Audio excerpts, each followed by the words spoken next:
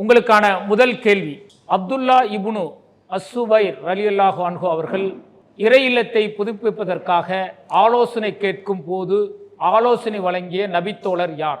அப்துல்லா இப்னு Azzubair ரலியல்லாஹு அன்ஹு, அப்துல்லா இப்னு Umar ரலியல்லாஹு அன்ஹு, சி அப்துல்லா இப்னு அப்பாஸ் ரலியல்லாஹு அன்ஹு, டி அப்துல்லா இப்னு அம்ர் ரலியல்லாஹு அன்ஹு.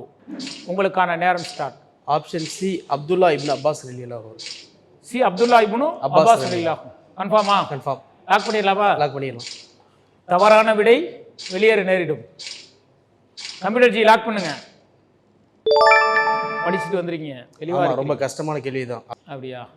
இதற்கான ஆதாரமான ஹதீஸ் முஸ்லிமில் 2589வது ஹதீஸாக இது இடம்பெற்றிருக்கிறது. ஹஜ்ஜை முடித்து மக்கள் புறப்பட்ட போது அப்துல்லா பின் அஸ்ஸுபைர் ரலியல்லாஹு அன்ஹு அவர்கள், மக்களே, காபா விஷயத்தில் எனக்கு ஒரு ஆலோசனை கூறுங்கள். அதை இடித்துவிட்டு புதிதாக கட்டுவதா அல்லது அதில் பழுதடைந்த பகுதியை மட்டும் செப்பனிடுவதா என்று கேட்டார்கள். இப்னு அப்பாஸ் ரலியல்லாஹு அன்ஹு அவர்கள், எனக்கு இது தொடர்பாக ஒரு யோசனை தோன்றுகிறது. அதில் பழுதடைந்த பகுதியை மட்டும் நீங்கள் செப்பனிடுங்கள். மக்கள் இஸ்லாத்தை ஏற்ற போதிருந்த அதே நிலையில் காபாவை விட்டுவிடுங்கள் என்று சொன்னார்கள். நூல் முஸ்லிம் 2589.